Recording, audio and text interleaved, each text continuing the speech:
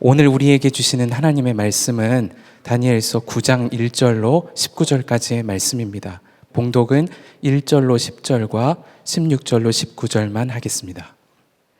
메대 족속 아하수에로의 아들 다리우스가 바빌로니아 나라의 왕이 된 첫 해, 곧 그가 통치한 첫 해에 나 다니엘은 거룩한 책들을 공부하면서 주님께서 예레미야 예언자에게 하신 말씀, 곧 예루살렘이 70년 동안 황폐한 상태로 있을 것을 생각하여 보았다.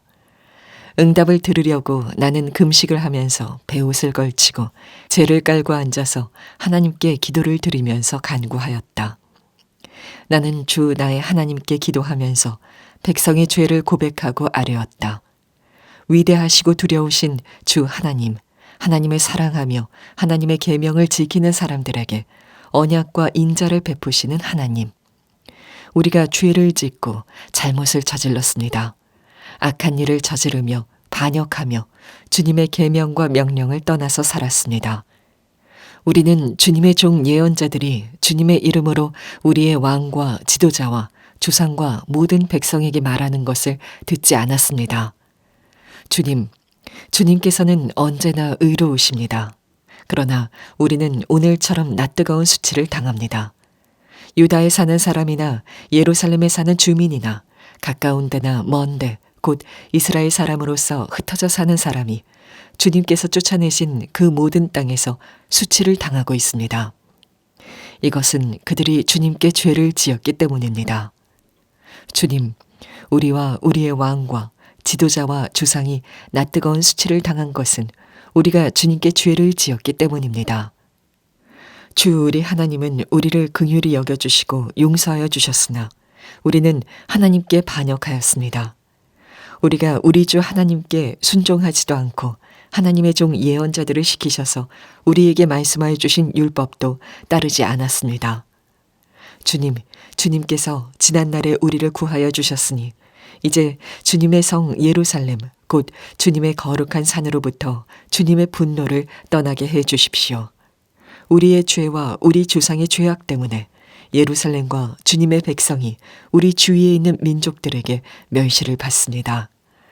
우리의 하나님, 이제 주님의 종의 기도와 간구를 들어주십시오. 무너진 주님의 성전을 복구하여 주십시오. 성전을 복구하셔서 주님만이 하나님이시라는 것을 모두가 알게 해 주십시오. 나의 하나님, 귀를 기울이시고 들어주십시오. 눈을 크게 뜨시고 우리가 황폐해진 것과 주님의 이름을 빛내던 이 도성의 고통을 굽어보아 주십시오. 우리가 이렇게 주님께 간구하는 것은 우리가 잘나서가 아니고 주님께서 자비하시기 때문입니다. 주님, 들어주십시오. 주님, 용서하여 주십시오. 주님께서 들어주시고 이루어 주십시오. 나의 하나님, 만민이 주님께서 하나님이심을 알아야 하니 지체하지 마십시오. 이 도성과 이 백성이 주님의 것이기 때문입니다.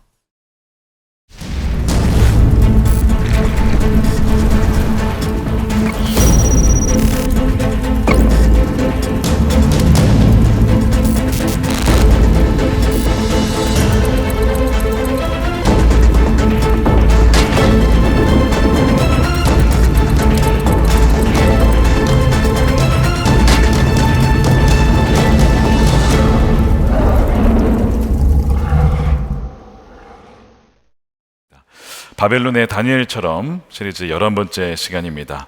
다니엘의 응답받는 기도의 원리라는 제목의 말씀을 나누겠습니다. 저는 지난 한 주 한 기사를 보았는데 이렇게 기사가 시작이 되는 겁니다. 전쟁의 시대가 돌아왔다. 안타까운 문장이죠. 그 기사는 다시 말해서 전쟁의 시대가 돌아왔기 때문에 국방력을 키우고 또 국방의 기술력을 키우는 것이 굉장히 중요한 시대가 다시 되었다, 이런 내용이었습니다. 저를 비롯해서 아마 6.25 전쟁을 경험하지 못한 분들이 아마 대다수이실 거라 생각합니다. 전쟁을 모르는 세대, 더 이상 그러나 전쟁은 역사 속의 일이 아니라 우리 현실이 되었고 현재 벌어지고 있는 일이 되었습니다. 전쟁의 시대가 되면 황폐함을 경험하죠. 양측 다 황폐한 나라가 되고 맙니다. 이스라엘이 가자 지구를 폭격을 해가지고 아마 사진을 보신 분들은 아시겠지만 더 이상 사람이 살 수 없는 그런 곳이 되었습니다. 전쟁은 양쪽을 다 파멸로 몰고 가기 때문에 그래요. 공교롭게도 우리가 다니엘서를 시작하고 전쟁이 발발을 했는데, 다니엘서의 배경은 우리가 지금까지 살펴본 것처럼 전쟁의 시대를 배경으로 하고 있습니다. 제국들이 일어났다가 망하고, 또한 서로의 영토를 침략하고 파괴하는 그런 짐승의 시대를 우리가 계속 목도하고 있죠. 바벨론이 무너지는 것을 다니엘은 보았습니다. 그렇게 강성했던 나라가 페르시아에 의해서 하루아침에 무너지는 것을 보았죠. 오늘 9장 1절에 보면 다리우스가 점령한 통치 원년이라고 기록하고 있는데, 대략 주전 539년경으로 추정이 됩니다. 이때 다니엘이 깨달은 게 뭐냐면 바로 황폐함입니다. 오늘 본문에 그 표현이 반복적으로 나오고 있어요. 이 황폐함이라는 사전적인 의미는 집이나 토지나 혹은 정신이나 혹은 우리의 어떤 삶, 이런 것들이 거칠어지고 메말라서 못 쓰게 되었다라는 것을 의미해요. 왜 다니엘은 황폐하게 되었다라고 느낀 것일까요?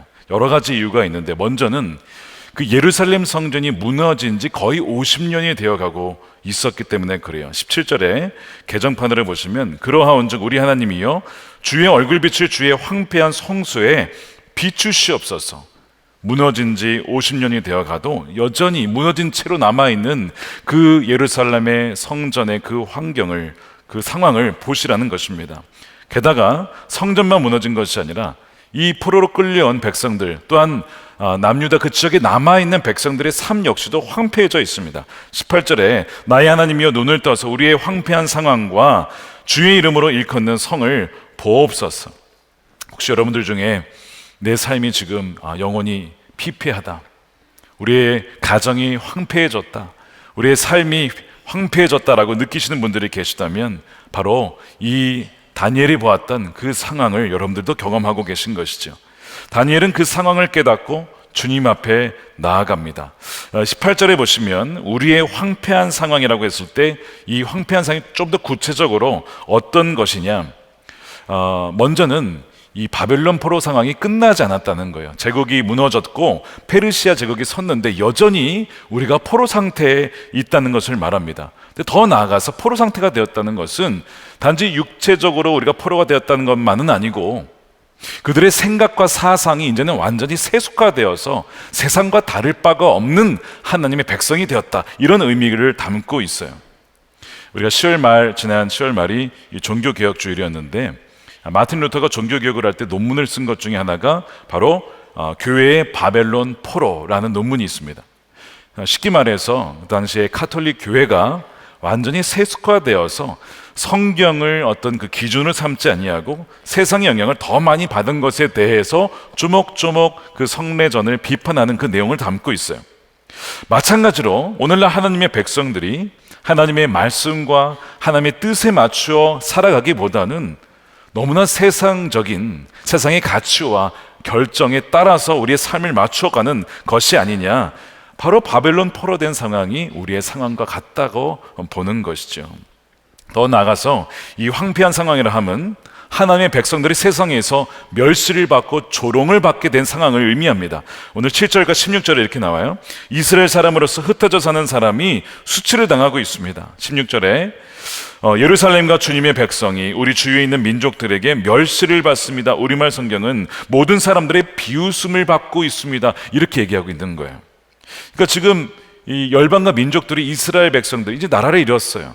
그러면서 이런 조롱을 하는 것이죠. 야, 하나님 살아 계시다며, 그런데 나라를 잃어? 너희들 사는 꼴을 봐.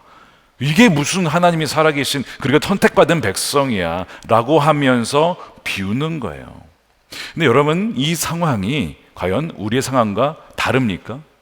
우리도 유사한 상황을 지금 겪고 있어요. 한국교회의 상황을 한번 보십시오.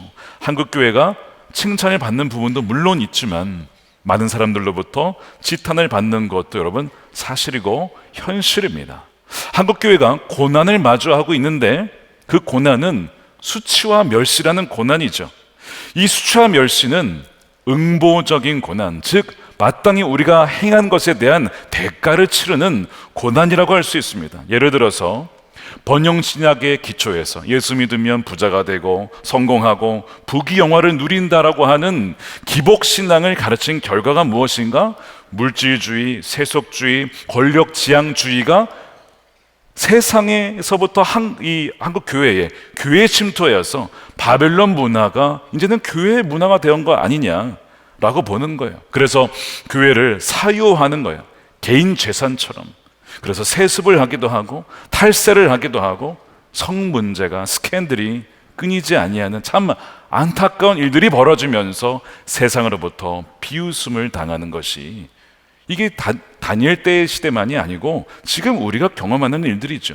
유독 2000년도 그 이후부터 한국 교회가 겪은 일들이었어요. 신뢰도는 바닥에 추락을 하고 말았습니다. 고난은 고난인데 박해가 아니고 죄로 말미암은 응보적인 고난이요 멸시요 수치가 아니냐라고 하는 것입니다. 다니엘은 왜 우리가 포로가 되었고 왜 우리가 황폐한 상황을 맞이했는가에 대한 정확한 진단과 원인을 알고 있었습니다. 국방력이 약해서가 아닙니다. 우리의 전투기에 스텔스 기능이 없어서 장거리 미사일을 못 쏴서가 아니고 하나님의 백성이 하나님의 말씀에서 떠나갔기 때문이라고, 죄를 지었기 때문이라고 분명히 말씀을 오늘 11절에서 하고 있습니다. 참으로 온 이스라엘이 주님께 순종하지 않고 주님의 율법을 어기고 벗어났으므로 하나님의 종 모세의 율법에 기록된 벌과 저주가 우리에게 내렸습니다. 이것은 우리가 주님께 죄를 지었기 때문입니다 라고 다니엘이 지금 기도하면서 고백하고 있는 것입니다. 다니엘은 황폐해진 상황을 보고 깨달은 거예요. 그 원인을 알았어요. 그리고 가만히 있지 않았습니다. 나는 페르시아 제국에 지금까지 바벨론을 포함해서 총리로서 참 그 높은 위치에서 살았고 그랬으니 나는 괜찮아, 나와 아무 상관없는 일이야 라고 하지 않았습니다. 그는요 금식하며 나라와 민족을 위해서 기도하는 거예요. 3절 말씀 보세요. 응답을 들으려고 나는 금식을 하면서 베옷을 거치고 재를 깔고 앉아서 하나님께 기도를 드리면서 간구하였다. 이 베옷을 걸쳤다는 것은 아주 초라한 굴욕적인 상황, 무가치함을 의미하죠. 나는 아무것도 아닙니다. 동시에 죄는 황폐하고 절망적인 상황을 표현하면서 하나님 앞에 낮추는 것을 의미해요. 그러면서 금식하며 기도하죠. 그랬더니 23절이 나중에 우리 다음 주에 보시겠지만 하나님께서 그 기도에 응답하시고 천사를 보내십니다. 놀라운 기도에 응답이 있었던 것이죠. 여러분, 이 기도는, 특히 이 금식 기도는, 금식 자체에는 능력이 있는 건 아니에요. 이 금식이 어떤 단식 투쟁이 아닙니다. 하나님, 내가 이제 10일 안에 이 10일 동안 금식할 텐데 그때까지 안 들어주면 저 화낼 거예요, 이렇게 하나님께 투쟁하는 것이 아니라, 금식이라 함은 바로 내가 음식을 먹는 데 의존하는 것이 아니라 나는 하나님만 의존하겠습니다. 하나님이 역사하지 아니하시면 절망입니다, 소망이 없습니다 라고 하는 하나님께 전적으로 의존하겠다라는 그런 표현입니다. 더 나아가서 하나님께 더 나아가고 가까이 가고 그분께 다가가기를 원하는 마음이 바로 이 금식으로 표현이 되는 것이죠. 그래서 여러분, 성경을 보시면 하나님의 사람들이 위기를 만날 때마다, 재난을 만날 때마다 뭘 했냐면 금식을 했습니다. 이 다니엘 10장에도 보면요, 좋은 음식을 제거하는 이 선택적인 금식, 부분적인 금식을 21일간 행합니다. 그것이 다니엘의 21일 금식이에요. 사무엘의 어머니가 원래 자녀가 없었잖아요. 나에게 자녀가 없습니다 하나님. 이 한나가 금식하면서 하나님께 울면서 기도하거든요. 나에게 자녀를 주십시오 하나님. 에스더는 어떻습니까? 민족이 몰살당할 위기에 있었어요. 그랬더니 민족에게 금식을 요청하고 나를 위해서 금식하며 기도해 주십시오. 그렇게 기도했을 때 하나님이 그녀에게 은혜를 베푸시죠. 느헤미야는 어떻습니까? 성벽을 완공합니다. 돌아왔는데 백성들이 완전히 영적으로 침체해져 있고 하나님을 알지 못하는 거예요. 그래서 그 영적 각성을 위해서, 부흥을 위해서 같이 금식하면서 기도합니다. 에스라가 포로 이제 귀환을 돌아오는데 이 먼 1000km 되는 거리를 돌아오려면 너무나 위험한 이 여정인 겁니다. 그래서 금식하면서 기도하거든요. 하나님, 우리의 여정을 안전하게 보호하여 주시옵소서. 금식하며 백성들과 기도를 합니다. 사도 바울이 회심하고 나서 볼 수가 없어요. 3일간.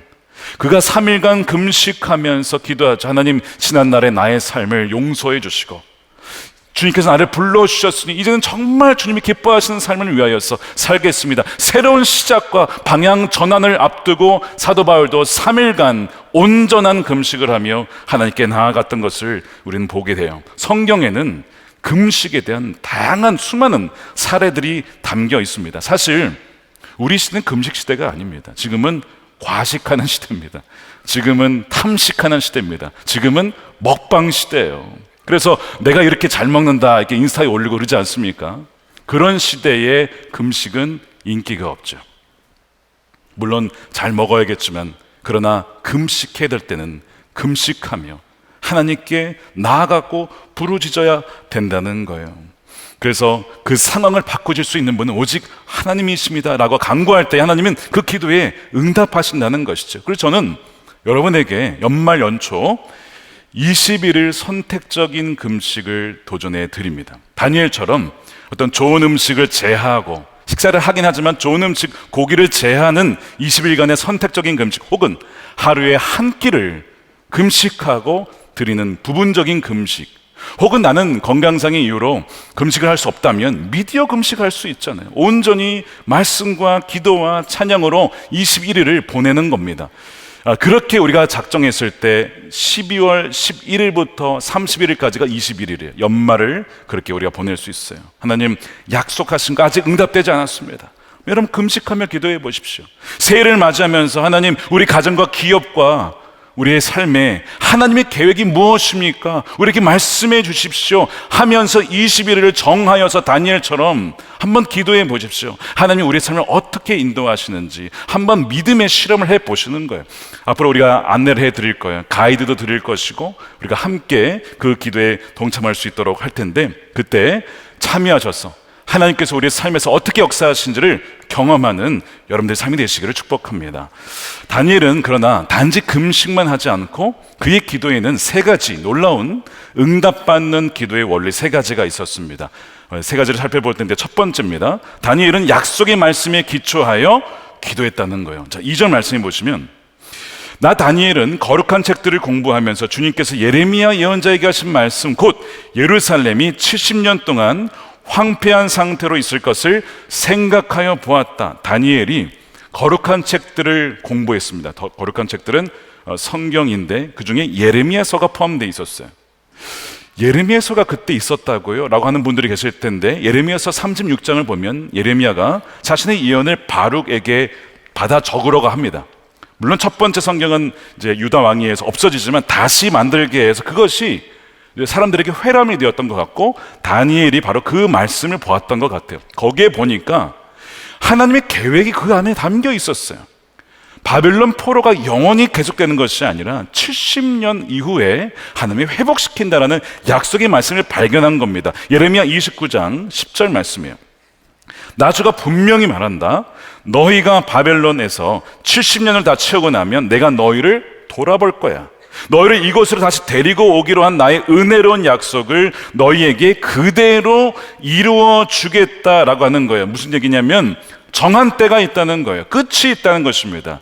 그 때가 되면 내가 약속을 이루어서 너희를 돌아오게 할 거야 라고 하는 하나님의 계획을, 말씀을 연구하다가 다니엘이 깨닫게 된 것이죠. 그리고 실제로 벨사살이 죽임을 당하면서 바벨론이 무너지는 걸 봤어요. 하나님의 약속이 하나씩 성취되는 것을 보았습니다. 주전 539년이에요. 이때 예레미야의 이 말씀을 가지고 다니엘이 알게 되어서 기도하는 거예요. 어떤 분들은 물으실 수 있어요. 아니, 하나님이 약속하시고 이루실 거면 못하러 기도합니까? 어차피 하나님이 이루실 건데. 굉장히 똑똑하신 분입니다. 혹시 뭐 그런 질문 하신 분이 계실지도 모르겠어요. 근데 그 밑에 보시면, 예레미야 29장 밑에 보시면 하나님이 말씀하신 것이 있었어요. 이런 것들이었습니다. 11절입니다. 너희를 두고 계획하고 있는 일들은 오직 나만이 알고 있다. 누가 알고 계시다고요? 하나님이 우리의 계획을 알고 계세요. 내가 너희를 두고 계획하고 있는 것은 재앙이 아니야. 그게 아니라 번영이야. 너희에게 미래에 대한 희망을 주려고 하는 거야. 나 주의 말이다. 여러분 혹시 재앙을 만나셨습니까? 하나님 나에게 왜 이런 재앙을 주십니까? 이런 어떤 건강의 아픔을 주십니까? 이런 사고를 당하게 하십니까? 재앙이 아니라 바로 번영이다라고 하는 것, 희망을 주려고 한다고 말씀을 하면서 그 다음 구절에 하나님 이렇게 말씀을 하세요. 우리 함께 읽어보겠습니다. 시작. 너희가 나를 부르고 나에게 와서 기도하면 내가 너희의 호소를 들어주겠다. 너희가 나를 찾으면 나를 만날 것이다. 하나님께서 이 약속을 붙잡고 나에게 기도해라, 나에게 간구해라, 그럼 내가 들어줄 거야.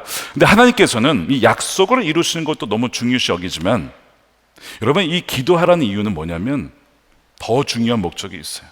우리가 주님께 나아오기를 원하신다는 거예요. 기도를 통해서 하나님을 경험하기를 원하고 하나님이 누구신지를 알기를 더 원하신다는 거예요. 그래서 우리가 기도한 자만이 하나님의 역사를 알고 하나님이 어떤 분이신지를 그 체험을 통해서 알게 되는 것이죠.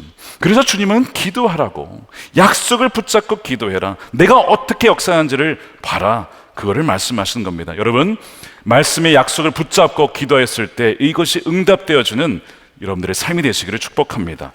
하나님의 놀라운 역사를 경험하는 것이죠. 지난 장로 부부 수련회 때 조지 뮬러 목사님에 대한 책을 읽었어요. 5만 번 기도 응답 받은 분이라고 다 알고 계시죠.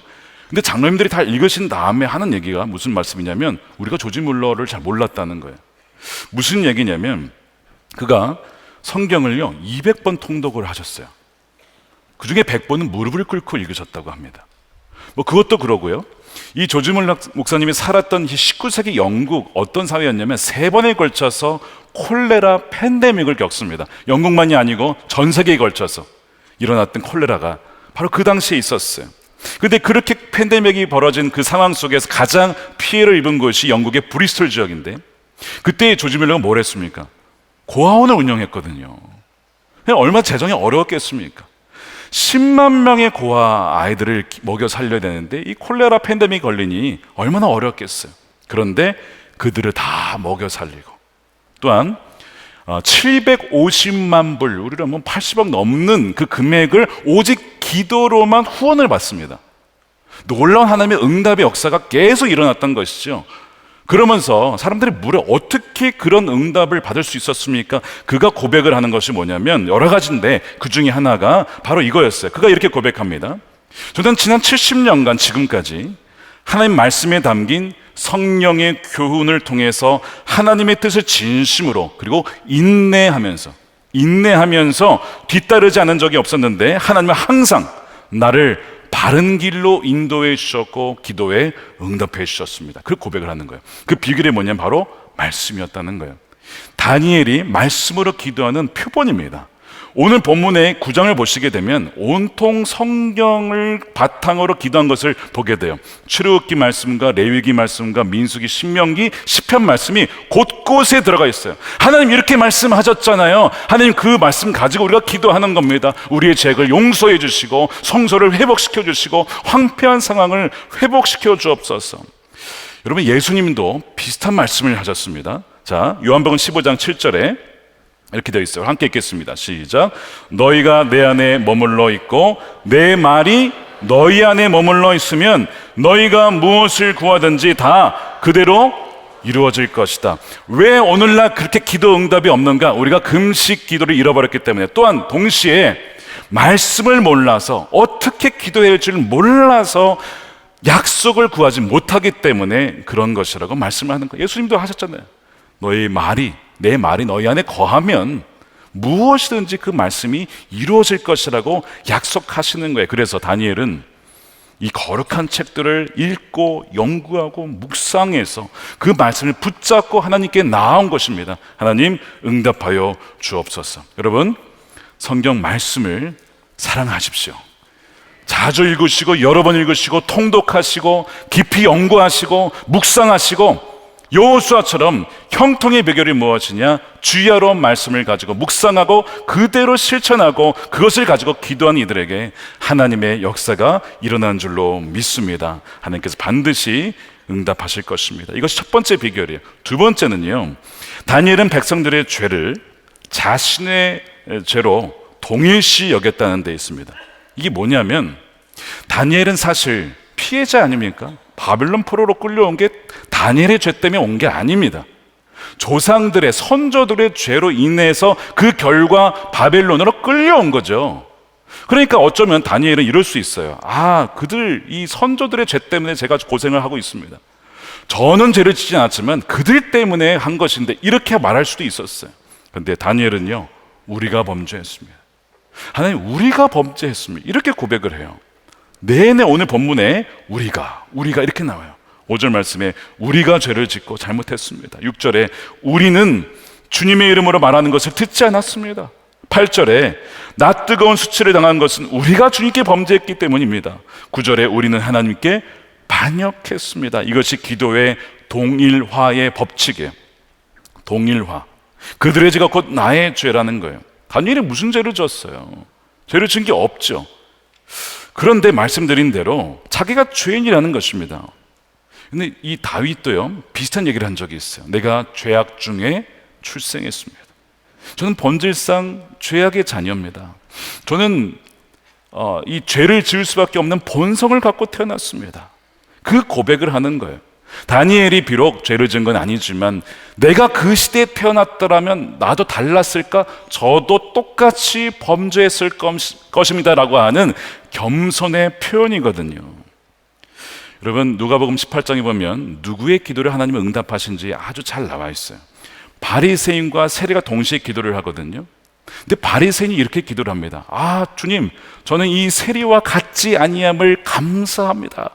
손을 딱 긋죠. 난 그들과 다르다 이거야. 그들은 죄인이고 나는 의인이라 이거야. 그게 감사하대요. 하나님이 기도에 듣지 않으십니다. 근데 세리는 어떻게 기도하죠? 하나님, 저는 죄인입니다. 저는 우러러 하늘을 볼 수도 없는 그런 흉악한 죄인입니다. 저에게 자비를 베풀어 주십시오. 예수님이 뭐라 하냐면 그 세리가 의로움을 받고 기도의 응답을 받았다라고 얘기를 해요.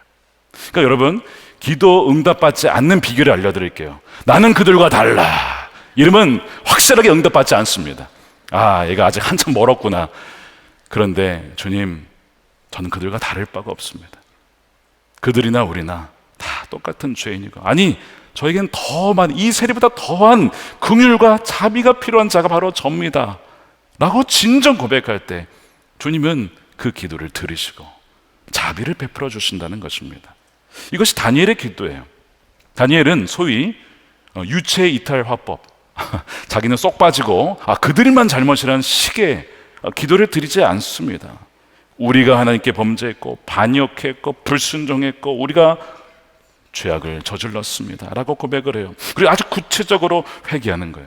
하나님이 바로 너가 기도하자마자 하나님이 들으셨다라고 천사를 보내시잖아요. 하나님의 황폐함을 회복시키시는 그 기도였다는 것이죠. 여러분, 남북전쟁 이야기 잘 아실 겁니다. 미국에 1865년 3월 4일에 아브라함 링컨 대통령이 두 번째 대통령 임기를 시작합니다. 거기에서 취임사를 하는데요, 가만히 읽어보시면 그 취임사 어디에도 이제 우리의 승리가 임박했다라거나 북군이 남군을 응징하고 있습니다 라거나 정의가 불의를 이기고 있다는 식의 이분법적 구도는 그 취임사 어디에도 보이지 않습니다. 링컨이 취임식에서 무슨 얘기를 하냐면 남과 북 똑같은 성경을 읽고 있다는 거예요. 똑같은 성경을, 똑같은 하나님께 우리를 도와달라고, 저들을 응징해달라고 기도했지만 남과 북 어느 군데에도 하나님께서 온전히 응답하지 않으셨다라고 그가 그렇게 얘기를 합니다. 왜 그럴까요? 그 전쟁은 남과 북 모두에게 가해진 하나님의 형벌이었다는 겁니다. 죄를 지어서. 무슨 죄를 지었을까요? 남부는 노예제도, 사람을 노예로 취급해서 팔아먹는 노예제도를 세우는 죄를 지은 것이죠. 그러면 남부만 죄를 짓고 북부는 깨끗하냐? 그렇지 않다는 겁니다. 무슨 얘기를 하냐면 북부의 죄는 뭐냐? 남부를 상대로 형제 아닙니까? 동족 아닙니까? 형제 사륙을 수행해야 된다, 우리가 그들을 응징해야 한다라고 결정한 것, 그것이 북부의 죄라는 것이죠. 물론 남부의 노예제도 때문에, 그 적극적인 죄 때문에 반응하여 한 것이긴 하지만 그것도 죄라는 것입니다. 그래서 링컨의 고백은 이거예요. 우리가 다 죄인입니다. 우리가 다 하나님 앞에 범죄하였습니다. 그래서 이 나라가 지금 황폐해지고 있습니다. 하나님, 우리가 범죄했으니 우리를 불쌍히 여겨 주십시오. 그렇게 고백하고 있는 거예요. 링컨이 이 취임식을 하고 나서 한 달 뒤에 암살을 당하고 죽습니다. 그런데 하나님이 이 링컨의 이 자기 동일시하는 이 기도를 들으신 것 같아요. 취임식이 벌어지고 2달 뒤에 1865년이죠. 4월 9일 남군의 로버트 리 장군이 항복을 하고 사실상 남북전쟁이 끝납니다. 하나님이 그 기도에 들으시고 그 땅의 황폐함을 그치고 미국을 재건할 수 있도록 은혜를 주셨어. 지금의 그 미국이 된 거 아닙니까? 여러분, 한 사람의 기도가 이렇게 강력한 거예요. 야고보서 5장 말씀에 의인의 기도는 역사하는 힘이 크다. 의인의 기도는 역사하는 힘이 크다고요.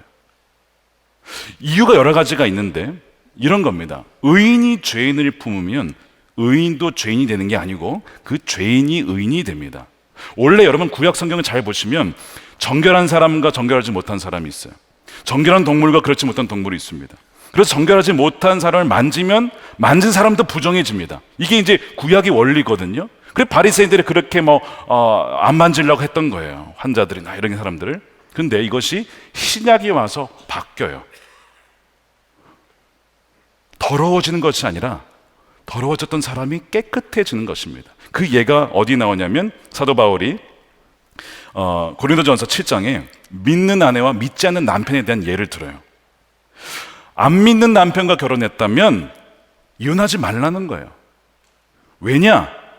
믿지 않는 남편이 믿는 아내로 인하여서 똑같이 안 믿는 세속화되는 것이 아니고 믿는 아내로 말미암아 믿지 않는 남편이 변화되어서 똑같이 둘이 거룩해진다는 거예요.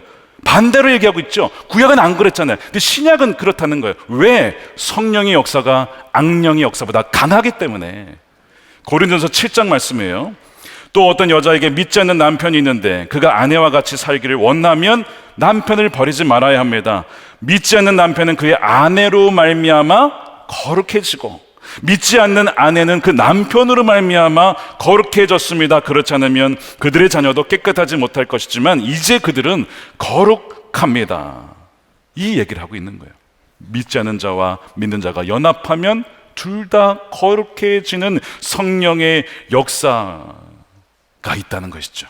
그래서 믿는 아내가 안 믿는 남편을 보면서 주님, 이놈의 왼수를 어떡합니까? 이렇게 기도할 것이 아니라 주여, 저도 왼수입니다. 우리가 다 하나님 앞에 원수를 지었습니다. 주님 앞에 범죄한 것입니다. 그 남편의 죄가 곧 나의 죄인 것입니다. 이렇게 품을 때에 하나님께서 그 가정을 함께 거룩하게 하시는 은혜를 주신다는 거예요. 제가 예전에 한번 어떤 권사님께서 막 눈물로 막 너무 기도를 하셔가지고 무슨 일이 있으신가 싶어서 제가 여쭤봤어요. 그분이 그러시는 거예요. 목사님, 제 남편이 너무 죄를 많이 저질러서 제가 그 남편을 대신해서 회개하며 기도하는 거예요.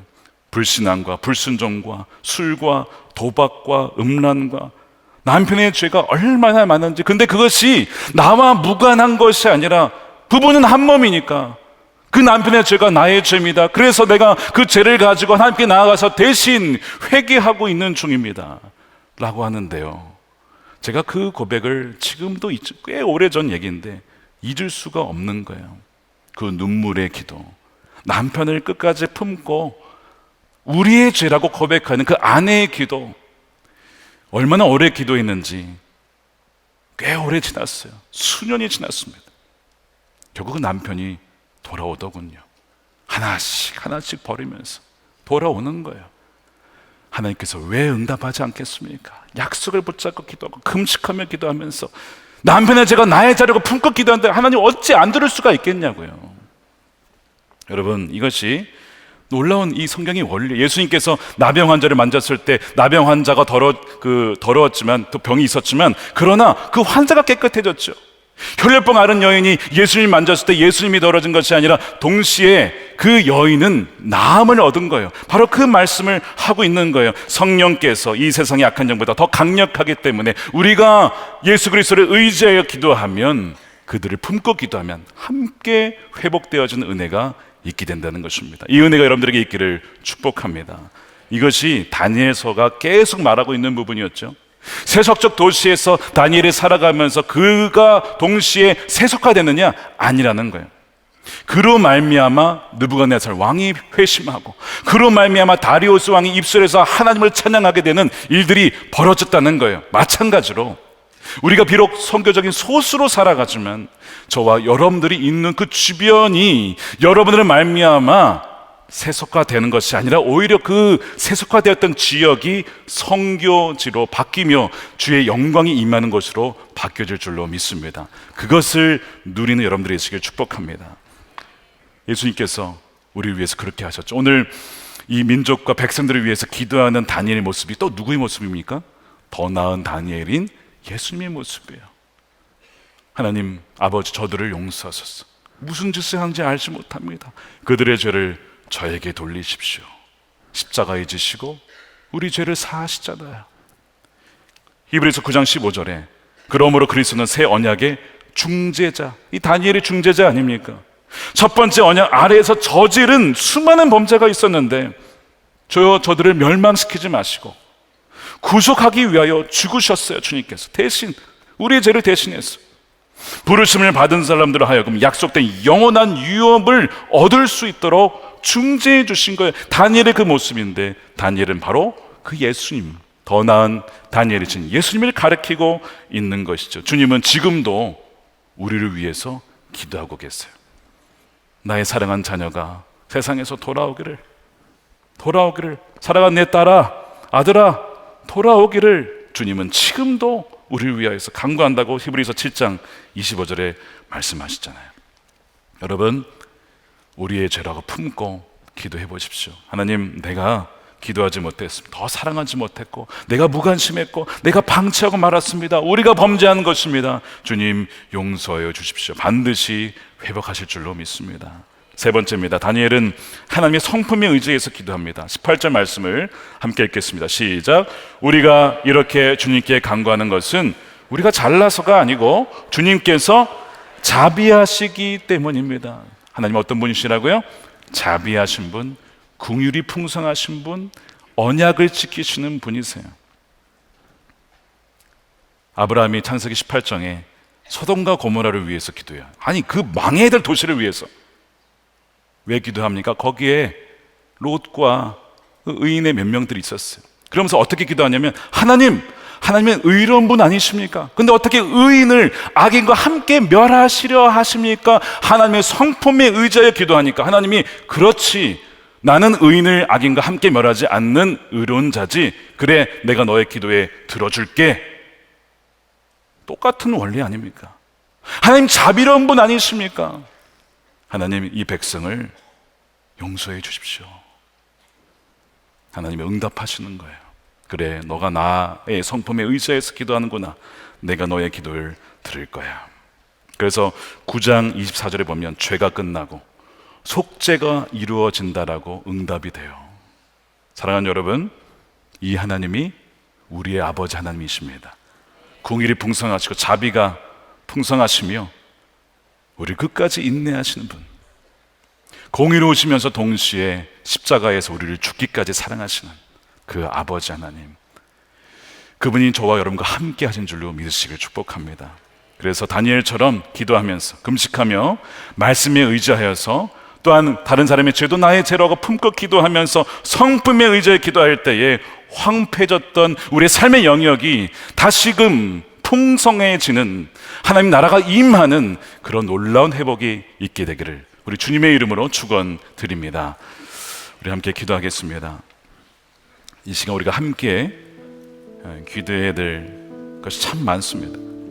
먼저 우리가 회개해야 될 것이 많아요.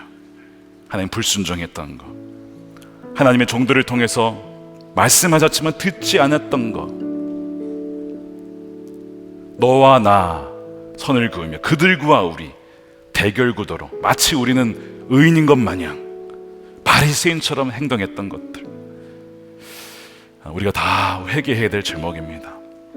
우리가 이 시간에 우리가 범죄했습니다. 우리가 무관심했고, 우리가 기도하지 못했고, 우리가 사랑하지 못했고, 우리가 하나님을 떠난 것입니다. 우리 한국교회와 이 나라의 동강난 남북의 분단된 현실, 또한 이스라엘의 전쟁, 이 모든 것이 우리와 무관한 것이 아님을 이 시간 기억하고 우리의 것으로 품고 기도할 때에 다시 오실 주님을 맞이하고 온전한 하나님 나라, 눈물과 아픔이 없는 그 나라를 하나님 우리가 보게 하여 주옵소서. 우리 함께 통성으로 회개하며 기도하도록 하겠습니다. 하나님 감사합니다. 주님, 우리가 주 앞에 범죄하였습니다. 우리의 죄악을 용서해 주시고 우리의 범죄를 용서해 주시고 우리의 반역을 용서해 주시고 우리의 피역함을 용서해 주시고 우리의 불순종을 용서해 주시고 우리의 마음에 굳어진 마음을 용서해 주시고 주여 우리의 닫혀진 귀를 활짝 열어주시고 이 시간 주의 십자가의 보혈을 의지해 기도할 때에 우리의 죄를 용서하시고 깨끗게 하시고 다시는 기억하지 아니하시는 하나님의 놀라운 은혜를 주여 주시옵소서. 금식하며 나아가는 주의 백성들을 기억하시고 저희의 가정과 일터와 저들의 떠나간 자녀들이 돌아오는 하나님의 놀라운 은혜를 주님 허락하여 주시옵소서. 자비와 공의를 풍성하신 아버지 하나님, 우리가 다니엘과 같은 심정으로 이 시간 주님께 나와 기도합니다. 아버지 하나님, 우리가 범죄하였습니다. 우리가 주를 떠났고 우리가 불순종하였고 우리 마음이 강팍하여서 하나님 말씀을 그대로 따르지 못했음을 이 시간 고백하오니 주여 우리의 죄를 용서하여 주시옵소서. 다른 사람을 비판하며 정죄하며 마치 나는 의인인 것 마냥 바리새인적인 기도를 드렸던 우리의 불쌍한, 정말 우리의 영혼의 아픔을 알지도 못한 채, 깨닫지 못한 채 그렇게 무지한 채 살아갔던 우리를 주여 용서하여 주시옵소서. 이제는 우리의 죄임을 고백합니다. 이 분단의 아픔도 사실 우리의 죄였음을 고백하며 아버지 앞에 나아가오니 주여 남과 북이 끊어진 이 상황, 주여 복음으로 속히 하나 되어지고 통일되어지는 은혜를 허락하여 주시옵소서. 아버지, 깨어진 가정들은 너무나 많습니다. 하나님, 남편과 아내가 서로 갈라진 가정, 서로의 탓을 하며 당신의 잘못이라고 했던 그 모든 아픔들을 주여 불쌍히 여겨주셔서 바로 나의 죄라고, 바로 우리의 죄라고 함께 고백하며 울며 회복할 때에 하나님, 깨졌던 가정이 다시 한번 돌아서며 또 하나님, 갈라졌던 부모와 자녀의 세대가 다시 한번 하나 되어지는 온전한 회복의 은혜를 허락하여 주시옵소서. 이 시간 주 앞에 귀한 것을 구별하여 11조의 감사금으로 성교 헌금 주님께 올려드리며 우리의 삶을 올려드리오니 주여 기쁘신 때로 하나님의 뜻대로 마음껏 사용하시는 저들의 삶과 가정과 기업이 되게 하여 주시옵소서. 이 나라를 기억하여 주시고 또한 열방을 향하여서 복음이 증거될 때에 막혀있는 복음의 문이 활짝 열리게 하여 주시고 전쟁 중에 있는 팔레스틴 이스라엘 땅에 긍휼을 베푸셔서 전쟁이 그치고 복음이 전파되며 다시는 그 아픔과 눈물로 인해서 고통당하지 아니하는 하나님의 그 온전한 나라가 주여 속히 임하게 하여 주시옵소서. 다시 오실 주님을 모두가 맞이하는 우리 모든 성도들이 되게 할 줄 믿사옵고 거룩하신 예수님의 이름으로 기도드립니다. 아멘. 다 같이 일어나셔서 우리 나의 백성이 1절과 후렴 함께 찬양하겠습니다.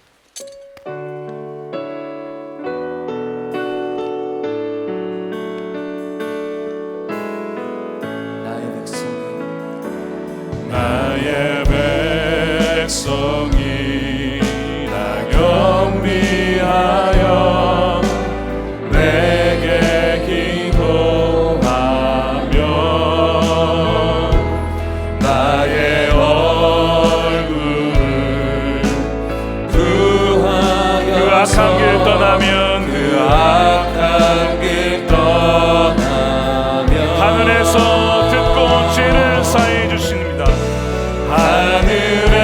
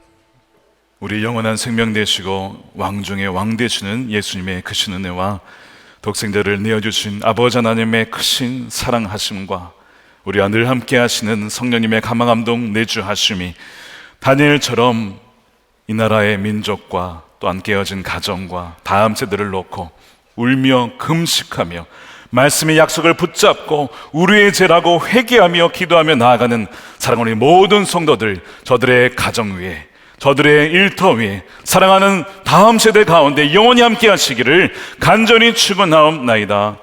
아멘.